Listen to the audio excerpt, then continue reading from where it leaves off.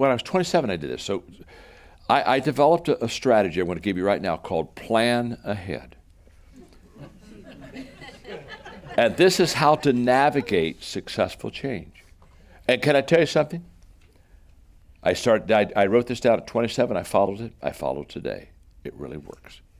The letter P, predetermine the change that's needed. The first thing you want to do is you want to sit down and you want to predetermine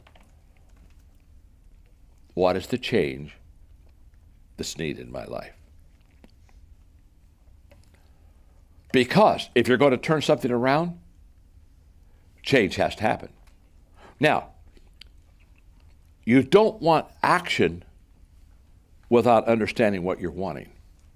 So your whole goal isn't to go in and change something. Your goal is to change something that matters, that works.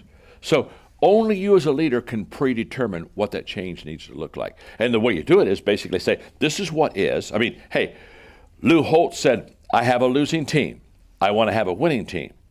What's it mean to take a losing team and make them a winning team? I asked him that process. And Lou told me, he said, John, I asked the players that were on the team that were coming back, why do you think you lost so many games last year? He said, what I did is I did two things. I listened to everybody that was in that losing environment. I asked a lot of questions until I figured out what the issues were. And then he said that great statement, how does a leader that doesn't ask questions ever figure out what to do? I love that. If you're not asking questions of your people, you don't have a clue where they are. You don't have a clue what they think. And he said, I just asked questions. Arthur Blank, when he bought the Atlanta Falcons, told me the very same thing. He said, John, I just went out on the street and I just asked the fans, tell me, why don't you go to the Falcons games? They said, because they stink. They're not any good. Prices are too high. Food costs too much. He said, I just got all those lists. And he said, here's what these leaders know. The answers to the questions you ask will be the strategy that you implement to make the change. The strategy is within the people, but nobody's extracted it out of them. So you got to predetermine the change that is needed. And I think you do that by finding out where the people are, asking the question. After a while, you got it. The picture begins to be clear. The letter A, lay out your steps. Now, I've got to lay out my steps to bring people through successful change. If I walk close to the people through this change, I'll be their leader. If I walk far ahead of the people in this change, I'll become a martyr. You don't want to be a martyr. The good news is if you die a martyr's death, you're always special in the hearts of people. Bad news is you're dead. That's just not a good thing. You with me? So you got to do what I call the leadership dance. This is the leadership dance. You can call me the Arthur Murray of leadership. Okay? Here's the leadership dance. This is the way this works. You got to walk ahead of them so they can see where they got to go. But you got to be close to them. Don't be walking far ahead of them. You with me? Yes. Close enough so they can see. You got to walk beside them so they can participate with you in the journey, so that you can listen and you can interact and you can take this journey together. They're in the seat beside you. And you got to walk behind them so that you watch the people that you empower. And the leadership dance is doing all three of those things at the same time. You walk ahead as an example. You walk beside as a friend. You walk behind as a leader that empowers. And once you can do those three things and mix it up with the people,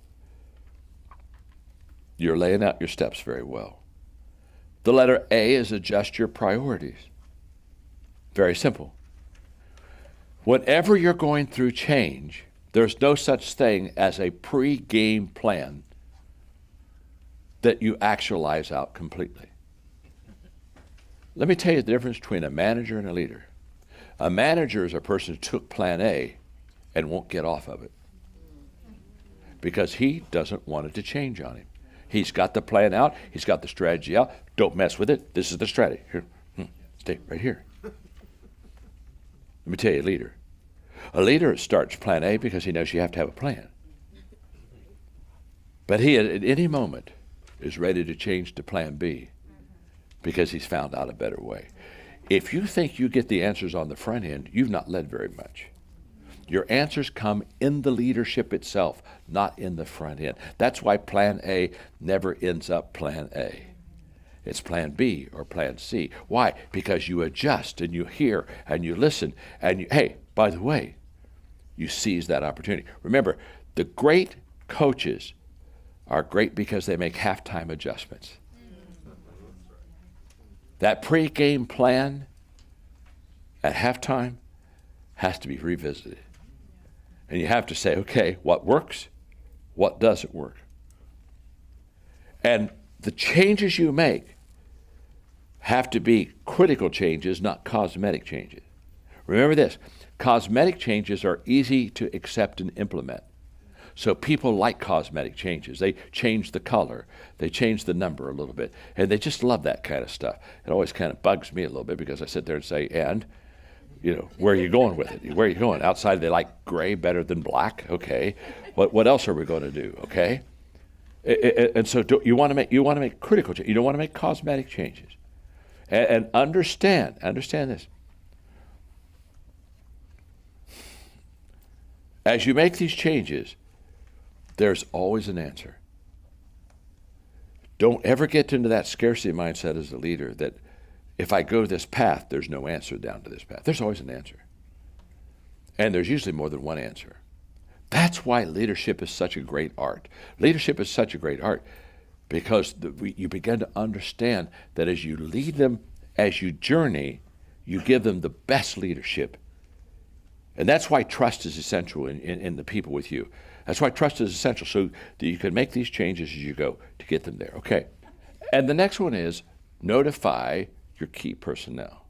Sit down when you're going through changes, and there are two kinds of key people you need to notify. You need to notify your influencers. These are the people that they better say yes because you're not going to get it done without their yes. Their approval is essential. Are you with me? So you got to notify up front the influencers, and you got to notify up front the implementers. They're the ones that are going to make the dream come true. So you got to get the permission of the influencers for the plan to fly, but then you got to get your implementers because they're going to work the plan. So you notify key personnel. Then you allow time for acceptance. Now you sit down with your key people and you allow them to have time to accept where you're going. Now, this is where leadership art is at its highest form, because your only intuition and timing are a result of a leadership gift, or they're a result of giftedness. Whatever you're gifted in, you understand timing and intuition. If you're not gifted in it, you don't have timing or intuition going for you at all. So you're intuitive in your giftedness. Your ability to do timing is in your giftedness. So this allowing time for acceptance, this is where you begin to allow people to have the time that they need to move forward with you. And to do that, you have to, first of all, slow down. And when I say slow down, this is something I've always had a problem with. I'm dealing with one of my weaknesses now. I don't slow down well. When I see it, I'm gone. And then I realize, I got to take people with me. So I come back to get you. But when I come back to get you, it's like, are you ready? And if I come back to get you and you're not ready, I got you. And I'll sometimes go again. And I have to really work hard on this slowing down process. Okay? Because naturally I want to speed up. I don't like anything slow. There's not, I just, I like to drive fast. Yeah, it's just, I have a need for speed, okay? I have a need for speed, okay? And as a leader, what happens is you get too far out in front of your people. Right. Does that make, and so you got to slow down. Second thing to do in this allowing time is you got to make sure you're clear in your communication. Because when they don't understand, people cannot follow what they do not understand. And so all communicators understand the value of clarity on the front end. So I travel a lot, and I brought this with me because I just love it. When you travel, you just find some funny things that are written. And these are signs in English from various parts of the world. For example, the dry cleaners in Bangkok. I love this.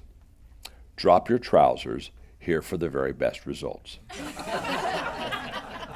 So a bunch of people in front of that dry cleaners mooning the rest of the people.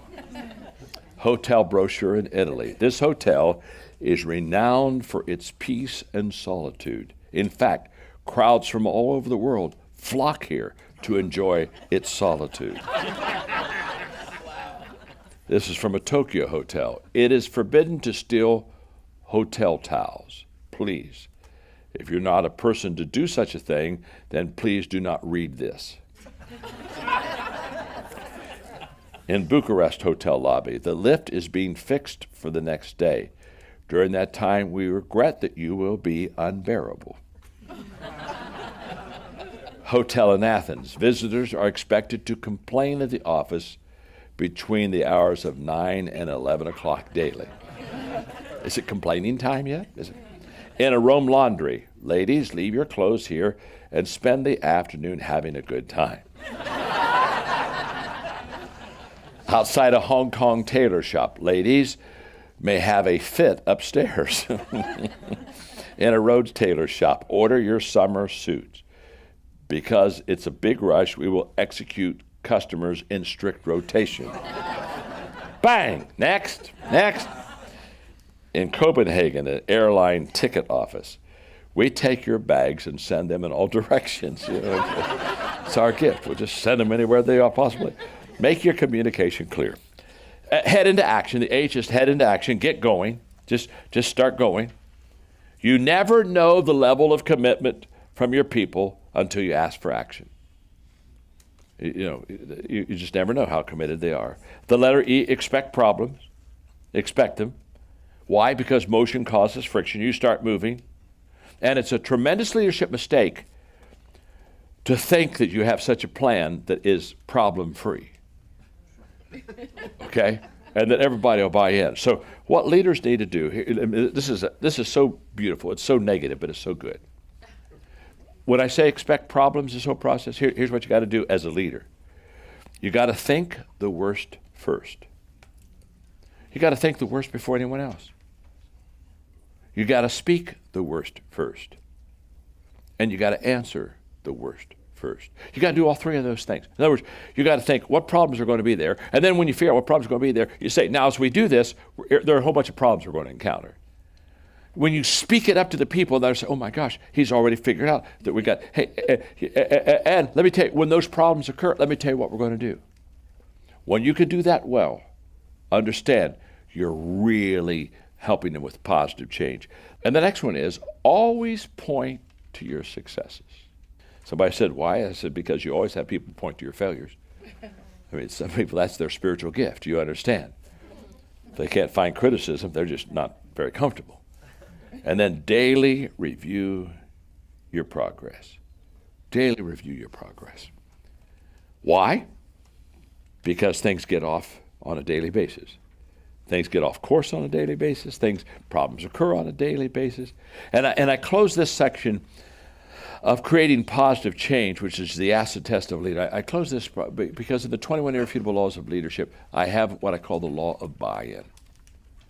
And the law of buy-in, I think, answers this whole process of creating positive change within an organization. The law of buy-in just simply says people buy into the leader before they buy into the vision. And so what I want you to understand is when people say, can I create positive change within the organization? Can I do a U-turn? Can I turn this around? The question is very simple. how much of the people bought into you. If they bought into you, you can turn it around. Just think as I close of the story I gave you of Lou Holtz that turned 6 university programs around, losing programs within 2 years, had him in college bowls. Think of what happened about the 5th college he went to with a reputation of a turnaround, U-turn leader. Can you imagine just the excitement and the momentum of Lou Holtz coming to our college? You know, we just stink, and he's going to come here and he's going to turn us into winners. Okay, now let me tell you something. It's a phenomenal thing when you have your reputation that you're a problem solver, and it's a phenomenal thing when you have a reputation that you turn things going the wrong way around and you make them positive. Once you get that, this is a leadership edge that you have. It's a leadership edge. It gives you a sense of momentum. It gives you a sense of moral authority that allows you to come back into a situation and where, now here's what I learned a long time ago. When people believe the best in you as a leader, they give their best to you as a leader. So you want to become good at this session, because this is the area that once you can do it and you can do it well, you kind of get a reputation as a turnaround artist, a U-turn leader that creates positive change, and then all kind of very good and exciting things happen.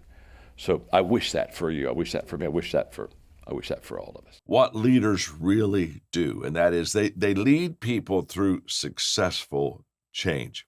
In fact, if you think about it for a moment, that's why you have leaders. You have leaders to help you do the difficult things of life. I mean, if everything was easy and there was a fast answer for everything in your life and my life, maybe we wouldn't even need leaders in our life. But because life is uphill and because times are difficult and because adversity happens, that's why leaders are needed. In fact, I tell leaders all the time, during the most difficult times, be happy, because that's why you're a leader. Do your best to help people go to that next level. I did a lecture recently entitled U-Turn Leadership. You know, we go down the road and all of a sudden we realize we're going the wrong direction, so we make a U-turn. And in this lecture that I taught on U-Turn Leadership, basically I said that you prove the strength of your leadership, the capability of your leadership, by being able to U-turn an organization around. And what I mean by that is, if something happens that's pretty adverse or difficult, and the organization it's kind of going down, if leaders step in and begin to slow that downturn, and eventually they kind of even it out, and then they start to get the organization going the right way and start to building it and growing it, and they start going to the top again. That's a U-turn leader, and the best leaders are not leaders who lead during easy times. I mean, honestly, I think almost anybody can lead during easy times, but leading during difficult times takes a lot of courage. It takes a lot of thought. It takes a huge amount of teamwork. I mean, you really have to bring your team together, because at that moment you have to have truly all hands on deck. And so when I think of leading through change, you know, the first thing I think about is that when you lead through change, people look back at it and they say, "Wow, that was growth. We really grew during that time." And if you don't lead well during change, you kind of substitute the word growth for grief, and we say, "Oh my gosh, that really wasn't very good." So let me give you some comments on change, because I deal with a lot of organizations that are going through change, and I try to help them kind of work their way through that process. And they're just some very simple comments that I want to make, and when I make them, you're going to say, "Well, yeah, that's very true." You're going to identify with them immediately. But hopefully, not only will you say, "Yeah, I got that. I think that's very true." Hopefully, it will help you to, within your own leadership and idea, to be able to respond in an incredible way to really, lead your amazing work even better than you have in the past. So just let me give a few comments on change. Number one is First of all, few people like it. If you go out and just talk to people about, do you like to change? Most people say, no, not really. I saw a cartoon one time said, the guy is asking, how many of you would like to see change in the world? And everybody raised their hand. And then the guy says, well, how many of you would like to be the change that's needed to make our world better? And of course, nobody raises their hand. It's kind of like, I really want you to change, okay? And so start changing. I'm not sure I'm going to make those changes. In fact, one of the things that's interesting in my leadership years that I discovered was that when I used to teach leadership, I would say something like this, that leaders really love change, and then followers didn't. It was kind of like leaders were pioneers, and they were, they were going into unknown territory and saying to the rest of the team, "Come on, follow me," and the followers were saying, "No, I don't want to go." But I came to the conclusion after several years of teaching leaders in leadership that leaders do not necessarily like change either, unless it's their idea. Now, when it's the leader's idea, then all of a sudden he or she is saying, "Okay, gang, let's make the changes that we need to make." But regardless, whether you're leading, supporting on staff, no, regardless of what position you have in many ways a leadership position. And when we think of change, it's just uncomfortable. It's very uncomfortable. It's not easy for people to make. Let me illustrate that with you now. In fact, I'm going to ask you to do what I do. Just do me a favor. Just cross your arms like I have mine. You cross your arms probably every day, okay? You've probably done this thousands of times. And now every one of us, we have our arms crossed. And let me just tell you what I know about what we're doing. When I cross my arms to kind of visually show you what I wanted you to do, I crossed my arms the same way this time that I do every time. I've done this thousands of times, and when I cross my arms, I always cross them like this, every time. And so do you, by the way. So what I want you to do, there's two ways to cross your arms, but we only do it one way. So let's just have some fun for a moment. Just cross your arms the other way just for a moment. And the moment that you cross your arms this way, it feels totally uncomfortable. Now, why does it feel uncomfortable? Does it feel uncomfortable because it's wrong? No. It feels uncomfortable because we've never done it this way before. It's not an issue of right or wrong. It's an issue of we get into a familiar pattern. It's called a habit. And we just basically do things the same way. And we love that because what we really like is automatic. There's something wonderful about not having to think. There's something about going through your day kind of like in automatic, and you just through habit do these several things, and you kind of finish your day. And sometimes for people, 80% of their day is automatic. And automatic is really good for efficiency. There's a lot of wonderful things about automatic, but automatic is not good when it comes to changing or thinking of a better way to do something or looking around and say there has to be another answer. So, but when we ask people to change, go back to that arm for a moment. When we ask people to change, it's uncomfortable to them. Let me do one more exercise quickly with you. Just fold your hands like I'm doing here with you right now, okay? Okay. Now, as we are folding our hands, again, we have done this thousands of times. Let me tell you what I know about you and me. Every time I fold my hands, clasp them like this, I do it the same way. Every time I put these fingers together just like this. Now, there's another way for me to clasp my hands. I mean, this isn't the only way to do it. If I wanted to, in fact, let's do it. Let's just go over one finger at a time. And now clasp your hands. Now, the moment that you do this, it's uncomfortable. It's almost like, oh my gosh, let's get back to the right way. And the right way to us is the way we've always done things, or the way that is automatic or comfortable in our life.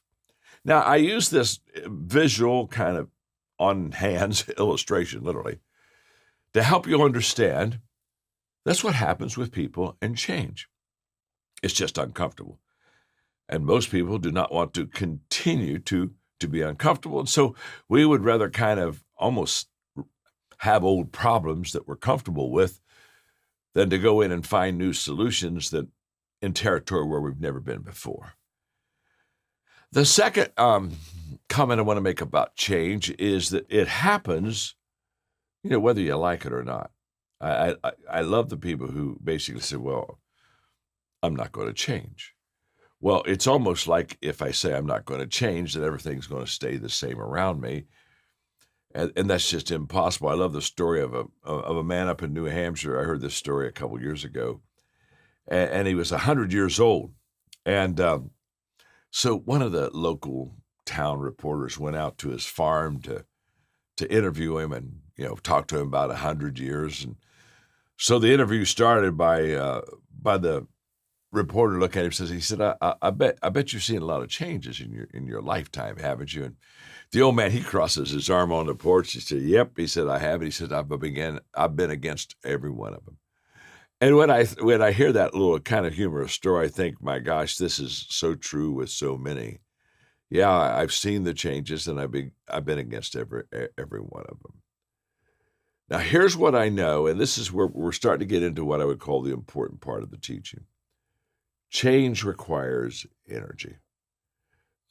Anytime you get out of automatic, you have to up your energy level. One of the things we like about automatic is we just by habit can do certain things. And so therefore, we don't have to expend mental energy, much physical energy. We've kind of got it down. So for us to change, it requires energy. So what I want you to know that if change requires energy, the question is, how are we going to channel that energy? Is it going to be positive or is it going to be negative? Because a lot of times change requires a lot of negative energy when people are fighting or saying, no, I don't want to do that, or I'm against that, or hey, I've seen a lot of changes, I'm against all of them. So the energy that change requires can either be positive or negative. And the secret, of course, obviously, is to not fight yesterday, the old ways, but to engage all of your energy in where you are and what you need to accomplish now and have what I call positive forward energy. And I think that is really very, very important because the tendency is, one of the tendencies I found is during adversity and difficult times, what people really want to do is just hold. They don't want to go forward. They don't want to even go backward. It's almost like if I could just stand still and hold my breath. And that's kind of a natural response when adversity hits us. I can still remember way back in 9/11, 20 years ago. I can still remember I had a company that helped nonprofits raise money.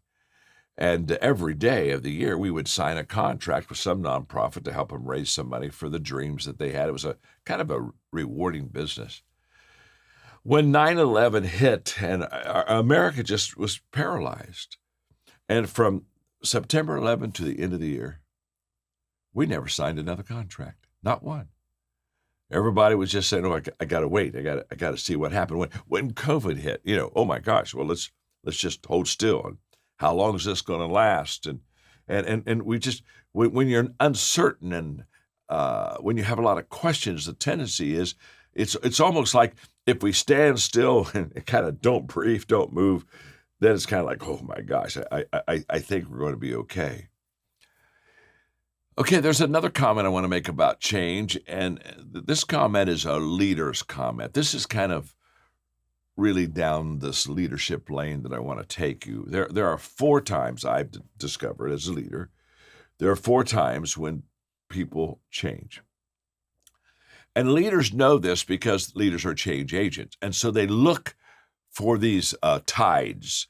They look for these momentum times where it's kind of obvious that they can change. And the first one is people change when they hurt enough that they have to. Sometimes we are forced to change. I mean, we have just, and it can be something very difficult. I mean, it could be the death of a family member. It can be an adversity such as COVID. So many really hard things happen until we look at ourselves and we say, well, okay, I've got to make a change. I really do. In fact, during the first part of COVID, I would inform leaders that people were so numb that if they wanted to make changes, it was a great time to make it because people were so hurting that, you know what I mean? They would embrace any change basically they saw, especially if they thought it would in any small way help them. So people change when they hurt enough they have to.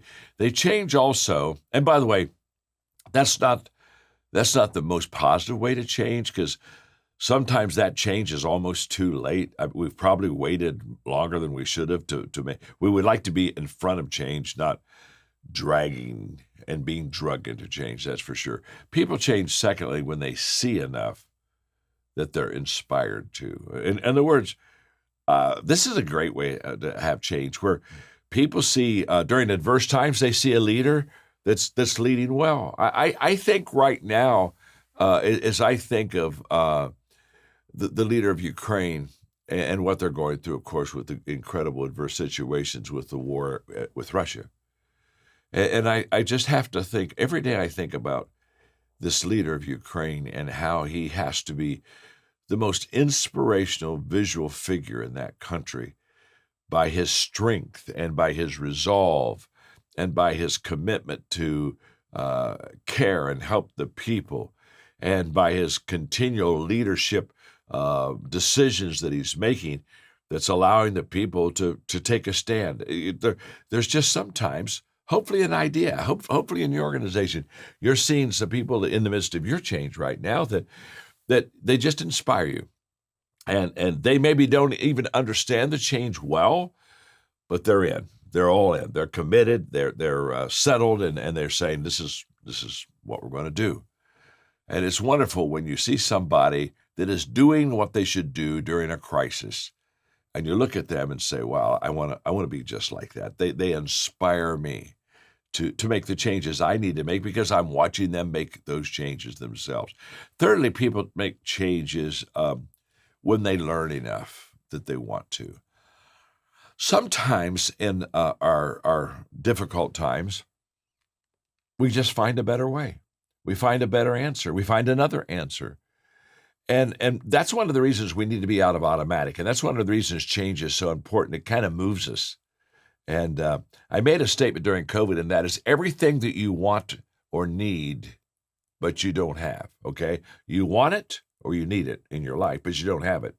Everything that you want or need, but you don't have, is outside of your comfort zone. If it was in our comfort zone, we would have gotten it because it's comfortable. But there are things that we don't have. There are some things that we really need, but we don't have. But we never have had them because they're outside of our comfort zone. And so people change when all of a sudden they learn. They say, oh, I didn't realize that there was a better way. I had no idea. I see it. Oh, my gosh. Wow. Why wasn't I doing this a while ago? So people make changes when they learn enough that kind of makes them want to make the changes. And then finally, people, they make changes when they receive enough that they're able to make those changes. And receiving enough could be support, encouragement. Okay, since I used the illustration a moment ago, go back to Ukraine. What's the president of Ukraine continually asking our country and other countries? Give me some more supplies. If you'll give me enough weapons, I can withstand this. I can hold this country. Well, what's he waiting? He said, if you'll just give me enough resources that I need, I'll be able to make this change. So those are 4 times, that people make changes. And as leaders, we have to look for those 4 times. Is there a hurting issue? Are they seeing and getting inspired? Are they learning? Are we giving them something that helps them to receive what they need to make those changes? And because we're change agents, we're trying to always look at these times and not miss them when they come. That's for sure. Another comment about change is the fact that we have to face reality. We just have to face reality. Max Dupree says the first responsibility of a leader is to define reality. So in IDEA and in every other organization, there has to be leadership who says, okay, this is where we are. This is where we need to go. These are the changes we need to make to get there. And, reality just has to become, it becomes really the foundation for change. Reality becomes not only the foundation for change, it becomes the foundation for the growth of your organization. Somebody told me this recently. I thought it was kind of humorous. It said the definition of a crisis is when you cannot say, let's forget the whole thing. Well, if you can say, let's forget the whole thing, that's not a crisis. It's when you can't say, let's forget the whole thing, because the whole thing is here. And I've got to deal with the whole thing because it's right before me. Now, if I've got to do that, I've got to face reality. And by the way, the moment I face reality, I then begin to really have a foundation to really build my organization off of. Several years ago, I wrote a book on the 17 laws of teamwork. And one of my favorite laws is the law of the scoreboard. And the law of the scoreboard just simply says, the team can make adjustments when it knows where it stands. In other words, the value of the scoreboard at any time is not only to tell the fans how the game is going, but it's to help the coaches and the leaders of the team. Because on that scoreboard, pretty much they have a very realistic viewpoint of where the team is. Are we ahead? Are we behind? Is it time to substitute? How many fouls does a player have on them? Basically, when we can see that scoreboard and we have a reality check, it allows us to make the adjustments we need. We make our adjustments off what is real. In fact, have you ever noticed in any stadium or any coliseum, the scoreboard is always extremely visible? I mean, you don't have to leave the gym and go down the side hall and to the corner lobby to look at the score. The score's right in front of everybody. Why? Because it's a realistic reminder at any time in the game exactly where you are and what you need to do to keep winning or to or to come back. And so there's a real sense of reality that is just very, very important that has to happen in change. And leaders, they're the ones who help us to have the reality. They're the ones who give us the clear picture, and the clear picture really is how we base all decisions on what we're going to do in the future. The reality is what we base our decisions off, not what we would wish would have happened, or we question what happened, or why did it happen, or I think this could happen. No, it has to be, you start with reality and then you build your organization. Another thought, as we're talking about how leaders help people through change, is to lead well and to help people through change, you have to practice what I call a positive life stance. And I really love that phrase, positive life stance, because there's something really solid about having a life stance that's positive. And I'll talk about that in just a moment. You see, during difficult times, during adversity, when everything is kind of uphill, attitude is the difference maker. Attitude isn't everything. It never has been. Attitude doesn't replace. If you have a great attitude but you're incompetent, the good news is you're positive. The bad news is you're incompetent.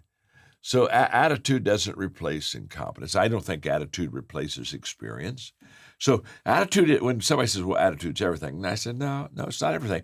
But attitude is the most important thing. If somebody said, what's the most important thing that needs to happen in the idea as you go through the changes that you're going through right now and you're getting ready to go to a greater future than you've ever had before, I would say to you without any question, attitude is essential. And that attitude comes out of what I call that positive life stance. So let me kind of define it for you. A positive life stance is about having daily attitudes. It's about the attitude I have of myself every day. It's about the expectations I make of myself and others every day. And it's all about how I see things. How we view things is how we do things. And a positive life stance is I view things and I view people through positivity, just like a negative life stance or negative viewpoint is I see things through a more of a difficult, negative, dark environment. So if our attitude is continually positive, this is a life stance. This isn't like I had a positive attitude for an hour. This is who I am day in, day out. This is a lifestyle, okay? This life stance is a lifestyle. If I have a positive lifestyle, then basically I'm going to view everything in a positive way. Just as if I have a negative life stance or lifestyle, I'm going to view things from a negative standpoint. So several years ago, I built my positive life stance from the statements I'm going to give you right now. These statements really work. I will promise you, if you'll just kind of follow the 5 things I share with you right now, you can develop a positive life stance. In fact, I think what I'm going to give you right now is a case for every person to develop a positive life stance in their life. Here we go. Here's what I know. Number 1, I know that life is filled with good and it's filled with bad. Every life, your life, my life, I have some good in my life. I've got some bad in my life. I have some good days. I've got some bad days. I got some things that just are wonderful and delightful, and I have some things that are just ugly and appalling, okay? So every day it is filled with good and bad. It's a mixture. It's not like, oh, my day was all good or my day was all bad. Okay. The second thing I know in this positive life stance is that some of the good and some of the bad I can't control. It's just life. Now, this is very important because there are some people who think that somehow they can control everything that happens. You see, I can't control what happens to me. I can only control what happens in me, okay? So there's stuff that happens, just bad stuff that happens to me. It wasn't my fault. I didn't bring it on. But because life has some bad to it, I mean, I have some things that happen to me that are very difficult. I didn't bring it about, and I don't control it. And it's the same thing with good. There's some very good things I've had in my life that I didn't bring that about either, and I don't. So what we have to understand. In fact, I had a mentor one time that just shared with me he said, John, a problem is something that you can work on. He said there are some things, they're not problems, they're just facts of life. And some of them are good and some are bad, but you know, if it's just a fact of life, no matter what you do, it's still going to happen. It's a fact of life. Well, I think that statement number 2, there are some of the good and some of the bad I can't control. It's just life. I think that's where my mentor was. So you and I have good things and bad things come in our life. We didn't bring them, and we can't get rid of them. It's just a fact of life. The third statement in the positive life stance is this: some of the good and some of the bad will find me. It just will. No matter how fast I run, some of the bad will find me. And every day, some bad finds me, some good finds me. They just kind of seek you out, okay? And that's just the way it is. Again, I didn't bring it to pass. I didn't go after the good or the bad. I just sometimes, ooh, that wasn't what I wanted. Okay, well, it found me. Oh, wow, that was good. It found me. So some of the good, some of the bad will find me. Now we're coming down to the essence of a positive lifespan. Statement number 4. If I have a positive life stance, okay, then the good and the bad will become better. That's a fact. In other words, if I have a positive life stance about good things become great things. If I have a positive life stance even about the bad things that happen in my life, the adversity, the difficulty, the changes that I'm having to make. If I have a positive life stance, guess what? The bad is still not great, but it will be less bad than if I lack a positive life stance. So a positive life stance takes the good and the bad and elevates it and makes it better. It just does. Statement number 5, if I have a negative life stance, the good and the bad will become worse. They just will.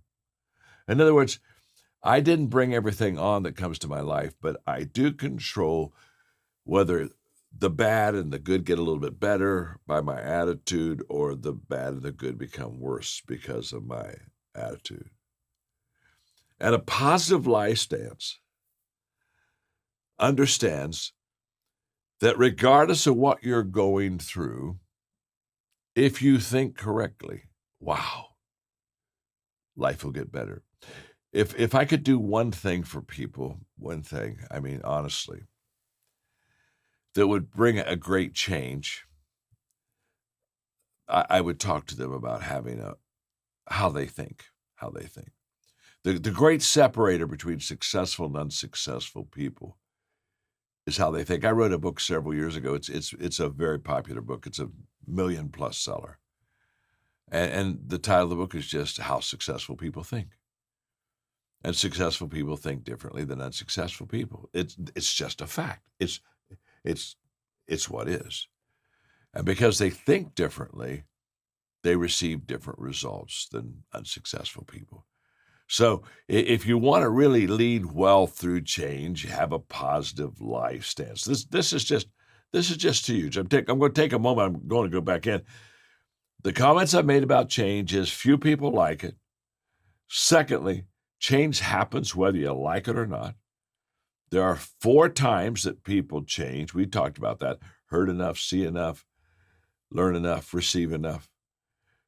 Number 4, face reality. That's the foundation where we start. Practice a positive life stance. And number 6, be teachable. Be teachable. I saw a sign on a friend's desk one time. I thought it was quite amusing. The sign said, if I had to do it all over again, I'd get help. I think that sign could be on everybody's desk. If I had to do it all over again, I would get some. I would get some help in my life. So let's talk for a moment about being teachable, because I think this is just absolutely huge. People ask me sometimes, what's the leader's most important quality? And I think for me, the most important quality that I can have as a leader, that you can have as a leader, is humility. And the reason I think humility is so essential is because humility makes me teachable. If I truly am humble, I'm ready to learn. I'm ready to learn from you. I'm ready to ask questions. I have a learning posture in my life that's very receptive to people speaking into my life. And I want to hear what they have to say, because I know that they're going to help me become more self-aware, and they're going to help me learn, and they're just going to improve my life. And I would just say that during adversity, being teachable is so essential. Every month, I've done this for 40 years, I have what I call a learning lunch, where I ask 7 questions of a person. And I sit down, and for an hour and a half, I buy their lunch. I take notes personally. And one of the 7 questions I ask is, what's the most important lesson you ever learned in your life? And I've asked that hundreds of times to hundreds of different people. And there's one thing that every answer has in common from every person that's different. When I ask them what's the most important lesson you've learned in your life, they always talk about a time in their life where they had adversity, difficulty. They talk about a time in their life where they had to make a change maybe that they didn't even want to make, but sometimes they had no choice. Remember, they heard enough, they have to. And one day it really helped me. One day I looked at this and I said, wow, this is huge. That in the adversity and the difficulty, that's where they received the greatest lessons. And then I was reminded of what Bill Gates said. He said, success is a lousy teacher. It makes a person think they can't lose. And I thought how true that is. And so when we are teachable, in fact, one of the things I'm teaching right now, and I want to pass this on to you, and that is that we need to keep failure and success together. The failure and success in our life should be just like this. Sadly, people try to separate success and failure. They say, be successful, and oh my gosh, don't fail. Succeed. Don't fail. Get it right. Don't miss it. And we separate success and failure. And that's not the way life is at all. I've never had anybody say, for 10 years of my life, I had all success. And then for 3 years, I had nothing but failure. No, nothing. The success and failure are in our life almost on a daily deal. We have some wins, we have some losses. We got to keep them together. And the reason that we need to keep success and failure together is if I'm doing really well and I'm on a momentum roll and I'm just succeeding a lot, I need to keep failure right beside that success because it teaches me humility. And if I'm having a few bad months and I'm failing, I'm kind of in the ditch all the time, I need to keep success right beside me because success will give me resiliency. You see, failure helps success and success helps failure. They need each other. They don't work optimally unless they're together. And so I just want to encourage you throughout all the changes that you have, some wins, some losses, some ups and downs, some hills, some valleys. You're going to have that an idea. We have it in every organization. It's okay. It's okay. Be teachable. When you're failing, say, okay, what do I need to change? And by the way, when you're succeeding, say, okay, what do I need to change? The problem is we try to hold success as it is, which causes us problems in the future, and we try to get rid of all failure, which causes we don't need to treat them as either or. They're both and they really work together. Number 7, the 7th comment about change is okay. This is kind of like Oprah. Okay, this is something she would say to you or me, but it's just true, and that is, during the difficulties, adversities, the changes, the things you don't understand, things that you don't like, during that time, just be your best friend. Just be your best friend. The most important person that you and I are ever going to listen to every day is ourselves. What you say to me is important, but it is not as important as what I say to myself. If you say, maybe I didn't do a good job, okay. But if I say I didn't do a good job, that has a whole much more weight. Or if you said, John, you did a great job, and that's nice. But if I say, boy, John, you did a really good job. You did well there. That's even the words that you hear from yourself are the most important words that you're ever going to hear. And so be your best friend. In our companies, I teach what I call the 24-hour rule. The 24-hour rule is just very simple. I tell people when we do something great and we have a great win, let's celebrate for 24 hours. Then could we get back to work? Okay. And if something is bad happens and, oh my gosh, we got hit in the gut, we didn't see the punch coming, and it was terrible and it's not good, moan, groan, moan, cry, kick the cat, whatever you do for 24 hours, it's okay. But after 24 hours, get back to work. I have a sign in my office that just simply says yesterday ended last night. And guess what? It did. Yesterday ended last night. If it was a bad day, it ended last night. If it was a good day, it ended last night. It ended last night. What part of that do we not understand? If it ended last night, we don't do any effective work on what has already ended. We can only do effective work on what is happening right now. So be your best friend. I can still remember as a very, very young leader when my best friend left the organization, left my team that I was on. Wow, that hurt a lot, But when he left the organization, I was my best friend. I can remember there was a leadership position I really wanted when I was in my late 30s, and I didn't get it. Ooh, that stung a little bit, but I was my best friend. I can remember a financial business decision that it cost me a couple $1 million.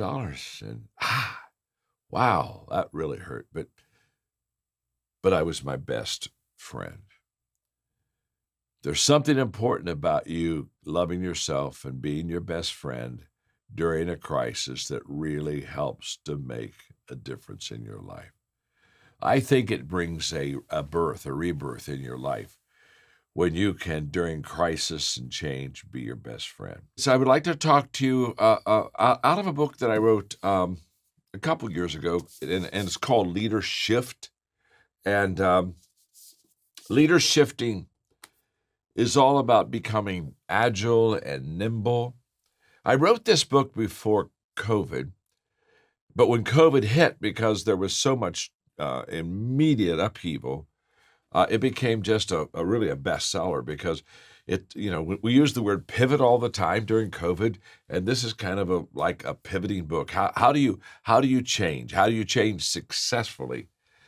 And we all know, including ourselves, that a lot of times we resist change. It's just natural. I think all of us kind of like to get in a comfort zone, kind of like to get into automatic and, okay, now I've got this down, been there, done that type of a mindset. But I'd like to visually illustrate change just for a moment for all of us, and that is, I'm sure you're going to be taking some notes as I teach. But before we take notes, if you just do me a favor and just cross your arms like I have right here. Everybody just cross their arms, and hey, look at your neighbor, make sure they're crossing their arms just like this. Now, here's what I know. We've done this thousands of times. Every day we cross our arms. But what's interesting is we do it the same way every time. Now, there are two ways to cross your arms. So I have one of the ways right here. But obviously, if I want to, I could cross my arms the other way, but I don't. I always cross my arms this way. And because I've done it this way for years, thousands of times, this is comfortable to me. This is quote the right way to close your arms, just like this. And the moment, now do me a favor, just cross your arms the other way. And the moment you cross your arms the other way, it's uncomfortable. Think, oh my gosh, hey, I got to get back to this way. Change is uncomfortable. Do me one more favor, if you would. Just kind of clasp your hands like I'm doing right now, okay? Just like this. Now we've done this hundreds and thousands of times over the years, and here's what I know: we always do it the same way every time. Every time I clasp my hands, I do it this way. Now there are two ways to do it. I could also go move over one finger. In fact, do that with me, okay? Move over one, and clasp your hands like that. And the first thing you feel is, oh, this is uncomfortable. It's, well, sure, it's uncomfortable. We've not done it this way. We always do it the same way. Now, the reason I use that illustration is because change is uncomfortable. And whenever we do anything kind of different or new, it doesn't feel right. It doesn't quite feel the same. And what leaders do is leaders understand that change is so essential for the growth of an organization, for the growth of a person. I can still remember, Mark, many, many years ago. I'm talking about I would have been in my early 30s, and I was sitting at a restaurant having lunch with a mentor of mine in Pasadena, California. And that day we were talking, and he took a napkin and he just took up his pen, and on a napkin he wrote these 3 words: change equals growth. That when you change, it's the only way, the only vehicle, only possibility of bringing growth into your life. Without change, it's impossible to grow. And that day we had a long lunch, and he talked to me about the importance of change and the importance of how personally it would help me to grow to be the person that I would like to become. But he said, John, you're a leader, and in your organization, again, your ability to help people make positive changes in their life is just going to really grow your organization. So that day, he taught me as a leader how to know when people are most prone to change. Because he talked to me about how change is important and timing is important. And he shared with me 4 things that day. I share them with you quickly. This is not the heart of the lesson. I'm just kind of laying the foundation for how we leadership change correctly and do it right. But he said, John, as a leader, he said there are 4 times that people change. He said they change when they hurt enough that they have to. And we've all been there. We've all been in the situation where we really had no choice. We were just, we were on a dead end. And if we didn't change, we were in deep trouble. And by the way, that day he taught me that if you wait until you hurt enough that you have to, in other words, oh my gosh, I have no choice, I got to change. He said, I want you to know that you're always too late. He said, you've got to make change in your life, in your organization, before you hurt so bad you don't have any choice. He said, if you wait that long, you've missed your opportunity. But change happens, when we hurt enough that we have to. He said also, people change when they see enough that they're inspired to. Now this has a visualness about it, and I like that. He said, John, he said, you be the leader that inspires others to change. And we learn visually. That's how we learn. Stanford research says 89% of everything I know, and probably everything that you know and that you've learned, we learn visually.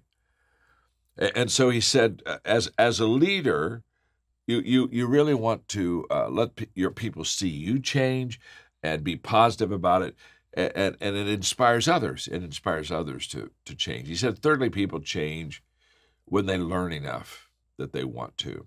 In other words, it's the old, this is really old, most of you are too young to remember this, but it was the light bulb, and I think it was Ford Motor Company, the light bulb would come on and they would have, it's a new idea. When we learn something that we didn't know, sometimes we say, wow, I didn't realize that. And oh, by the way, I think I need to make a change here. I've just found a better route to get to my destination. So people change when they hurt enough they have to, but that's always too late. So you never want to get in that position. When they see enough that they're inspired to, one of the things that great companies do is the leaders pave the way for the change of the people because they model such a good attitude and possibilities of what that change will bring to the organization, that it inspires the people. And then, all of a sudden, I learn a better way. And when I learn a better way, what do? I start thinking that way. That creates change. Fourthly, people change when they receive enough that they're able to. And that receiving enough that a person's able to make a change, that may be resources, that may be a team around you to make that change. In other words, you supplement the things that you need to do with people, time, resources, ideas. But those are the 4 times that people really changed most naturally. Heard enough they have to, see enough that they're inspired to, they learn enough that they want to, and they receive enough that they're able to. When I teach on leadership, one of the things I teach is the fact that the one thing that all great leaders have in common, and this is really true in your life, Mark, but in the lives of great leaders, great leaders, they see more than others see.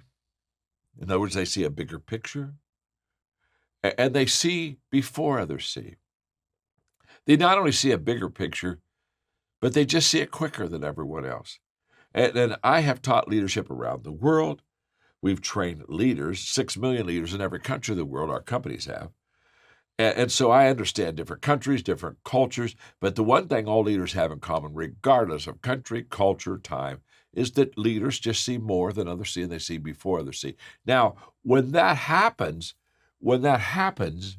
if I see more than others and I see before others, what that means is that I need to lead the way and bring in about positive change in the organization.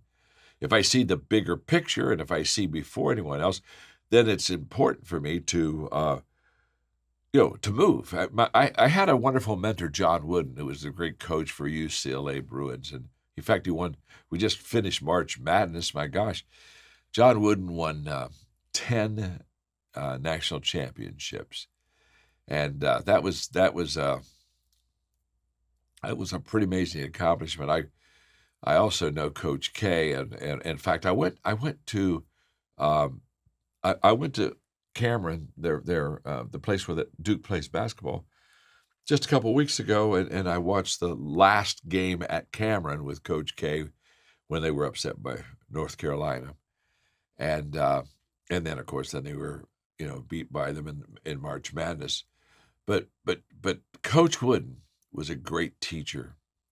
I've talked to a lot of the guys who played for him, and they basically say he taught them so much about life that, yes, he taught them how to be a good basketball player, but he was bigger than basketball. Anyway, one of the statements that Coach Wooden would often share with me is he would say, "John, when opportunity comes, it's too late to be prepared."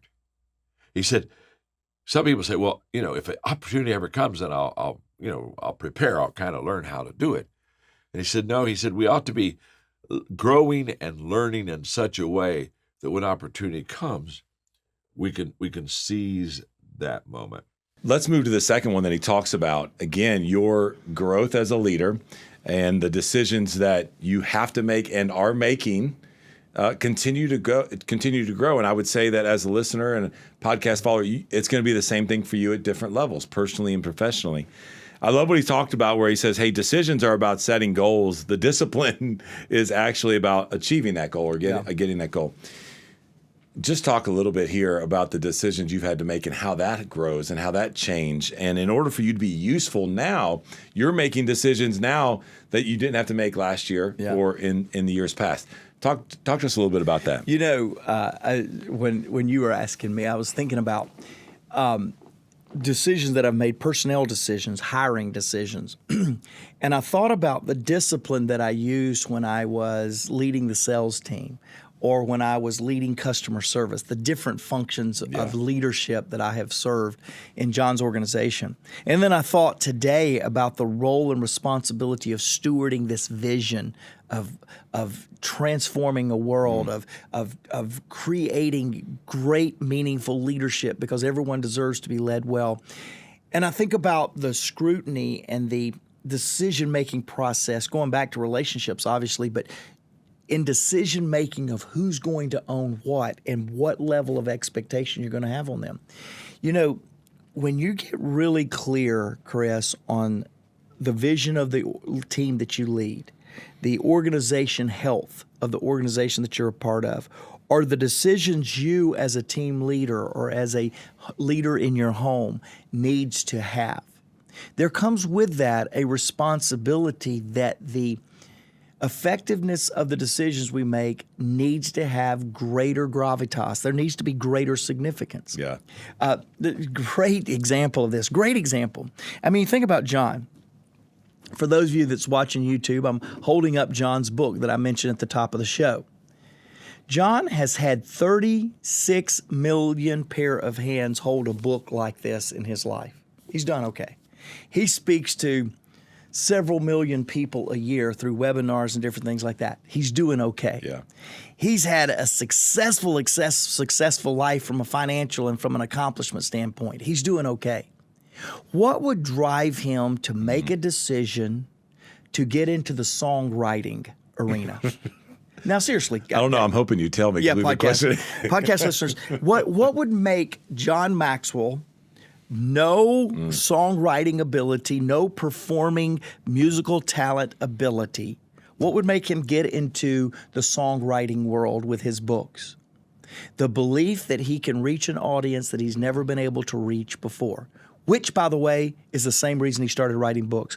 Which, by the way, is why he stopped being a pastor so he could get into the business community. Which, by the way, is why we go and respond to these presidents and prime ministers in over 23 countries saying, come help us. It's because there is a passion to make his life useful. And so right now, wherever you listen to music, there is a John C. period, don't forget the period, John C. period Maxwell streaming channel wherever you download music, whether that's Apple, iTunes, whether that's Spotify, YouTube. We have now gotten into the music business. Why? Because we think we're going to make any money? No, we're spending money on it. Why? Because we think John Maxwell's going to go on concert tour? No, it's not even him singing. But it's him writing songs from books like Intentional Living so that he can impact a new arena to make his life useful. The decision was not easy for me. I was like, oh my goodness, I got to learn a new industry. I got to learn a new thing. I got to learn this. For John, it was extremely easy, Chris, because it was a way to make his life useful. It was a decision to make. So go online, because there's 2 songs we've already released. We're getting ready to release a third, Day by Day, and a song set telling you to get over yourself. Okay? So there's the 2 songs I want you to listen to. You're going to love it. We've had tens of thousands of downloads already. They've just come out. Get to that music. But again, going back, Chris, you know why? He intentionally set up a long time ago, I want to do something that makes a difference. Doing something that makes a difference with people that make a difference at a time that makes a difference. Going back to this book, it was an intentional decision. You know what? He made that decision to get into the songwriting business 50 years ago. Yeah. Because he determined when an opportunity presents itself and it allows me to impact more people, to make my life more useful, I'm going to go to Nashville and write some songs. So here's our challenge to you. Listen to a song, get you pumped up before you listen to the podcast. Listen to the podcast, then close. It's almost kind of like a service. Then close with your song on the back end, and it'll be a complete Jake, show. we need to do some bumper music with Maxwell. That's a great idea song. right there.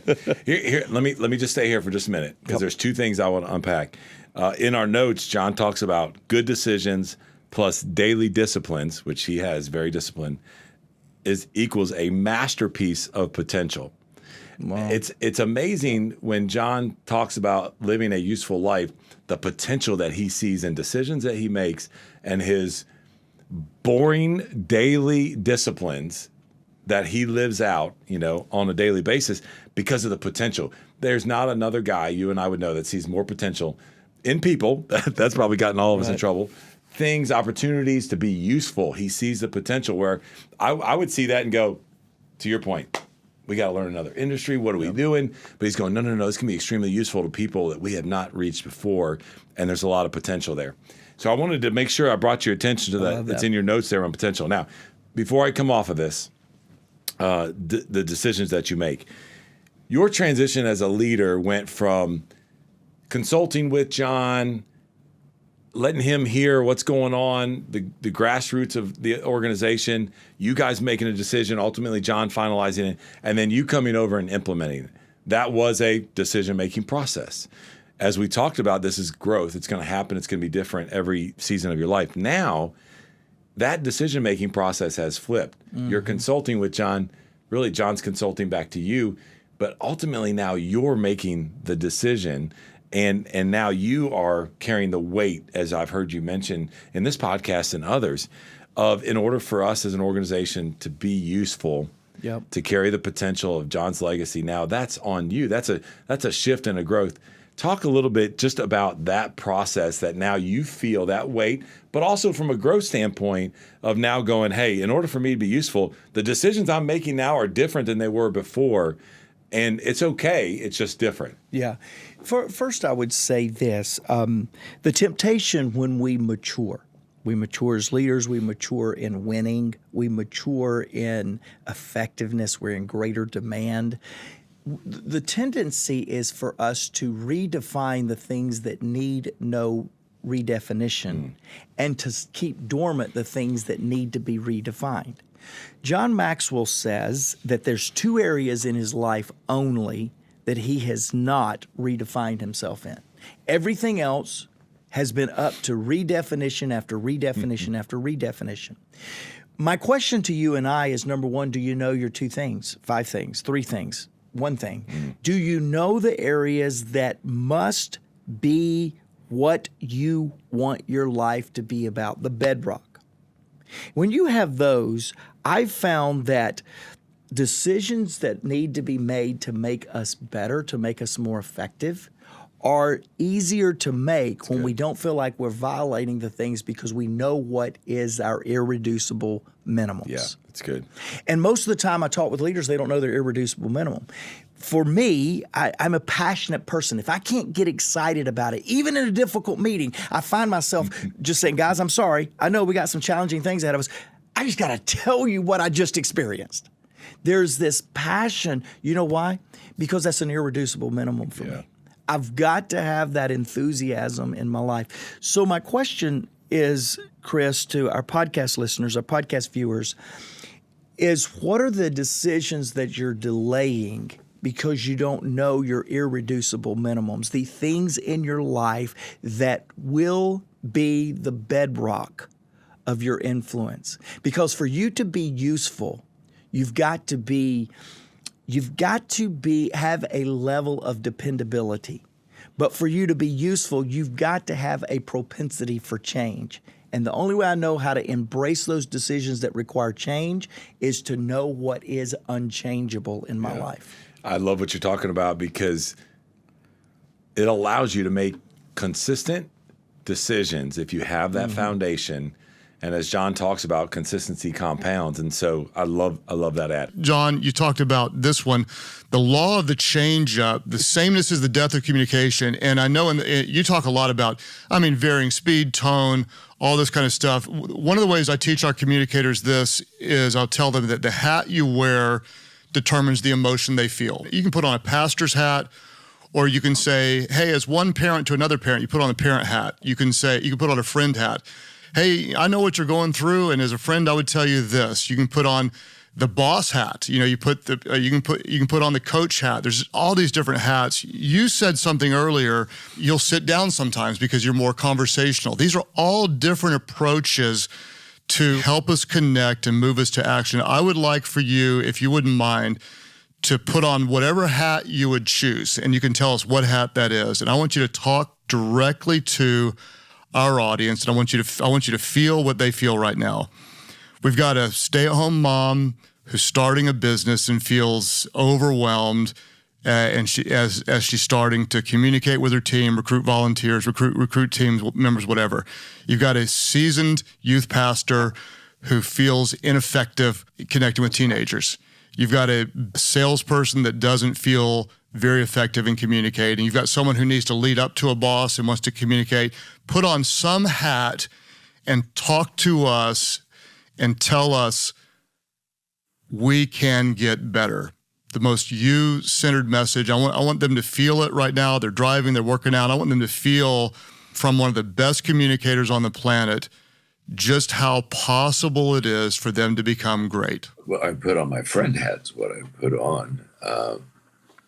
You gave me several scenarios, but all the scenarios had something in common, and that life was not going well for them. Mm-hmm. It was getting a little difficult. The hill was a little higher than what they thought they'd have to climb. Mm-hmm. So for you, my friend, what I would say, first of all, is I've been there. Mm-hmm.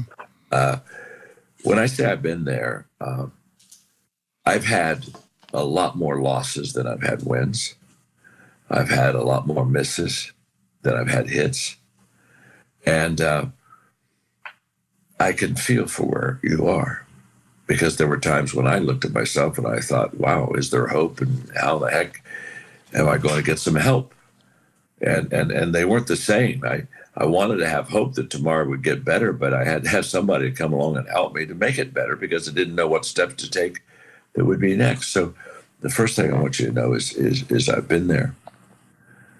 The second thing I want you to know is that there is hope and help. Hope is in you. Help is from others, probably. Hope is in you having a sense to believe, if you're a person of faith, that God's going to help you and going to give you that strength. But hope is also within yourself. It is allowing yourself to believe that you can do better and be better, have more than you have today. And the self-belief is pretty important. But the feeder of self-belief is hope. So I just want you to know that you have a reason to hope, because there have been people in worse situations than yours that have climbed out of that pit, and they've done very well. There is help. There's help for you. But you do not get help by hoping for it. You get help by going looking for it. This is where you have to take action. Help doesn't always find you. Help doesn't always come to you. Sometimes you have to be willing to ask for help. You have to be willing to go to where people are and tell them what you need, and have a sense of swallowing pride and saying, I just feel that if you could just give me a couple thoughts or ideas or a helping hand for a very short time, I could make it, but you need help. I would also want you to know very, very much that I and myself personally have discovered that the moment I want to be different, God sends me people to make a difference, and situations that make a difference, and ideas that make a difference, and opportunities that make a difference. But that is only taken by action.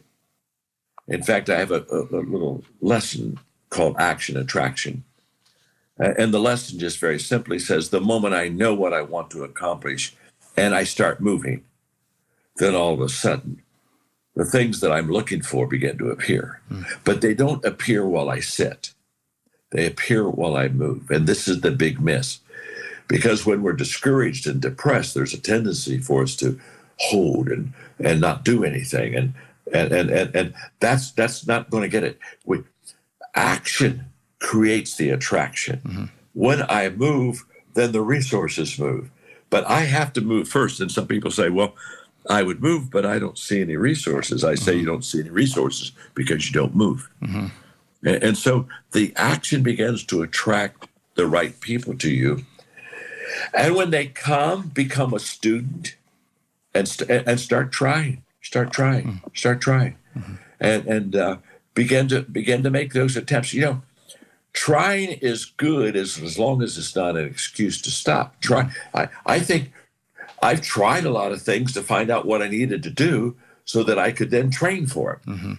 But so I would just say, start trying, attempt, do some of the things that people suggest that you do to get yourself out of that situation. And of course, I would encourage you greatly to, if you're not a person of faith, honestly, Craig, I sometimes wonder how people who don't have a relationship with God, it's just hard for me to understand how they ever can get to where they really want to go because of all the assets that come with Christian living and the blessings that come with it. That it gets to be pretty good. So I would hope that you would also begin to trust God to help you with some of those resources that you need in your life. In my book, Change Your World, I open it up with this statement that hope has two daughters, anger and courage.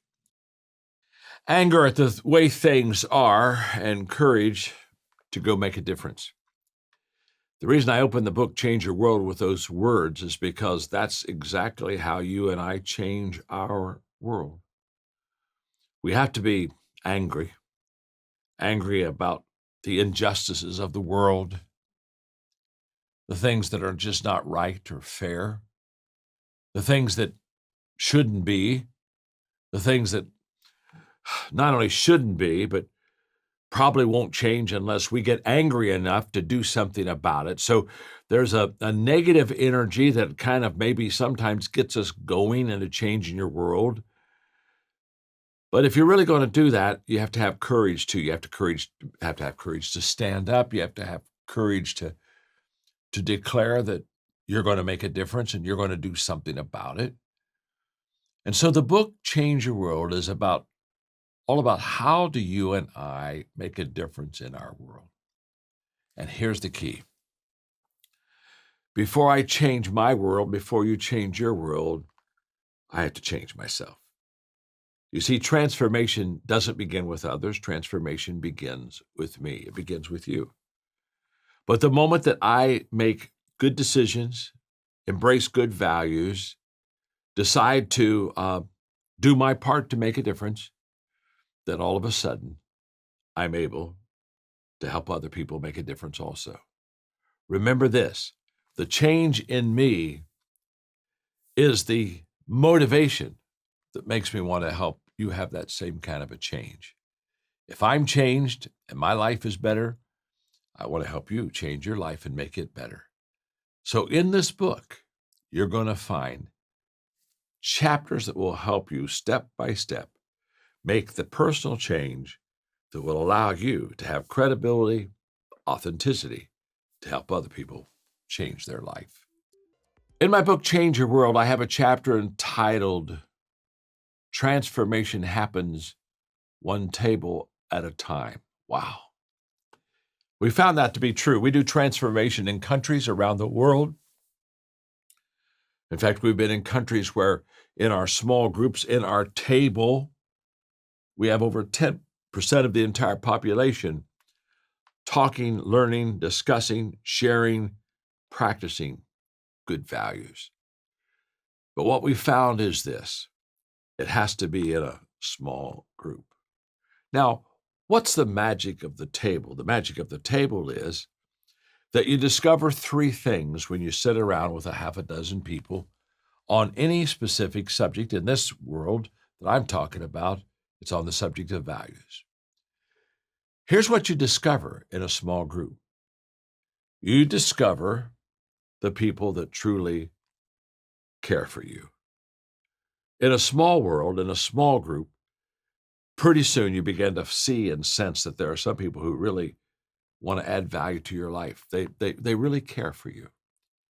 You also find in a small group people that can really help you because perhaps they've had an experience that you're going through right now, and they can kind of, they know the way, so they can show you the way. So you find people that can help you, find people that can care for you, and over time, thirdly, you find people that you can trust. I mean, they're really here with your best interest at the very front of their mind. That's what happens in a small group. I want to encourage you to start a small group. I want you to have the book, Change Your World, and I want you to start reading it. And in it, I will teach you how to develop a small group, and I'll teach you everything you need to know to begin to change your world. But remember, we do it one table at a time. Start with yourself, a few of your friends that you really care about, and start to make a difference. It will become contagious. It will grow. Lives will be changed, and you will be fulfilled.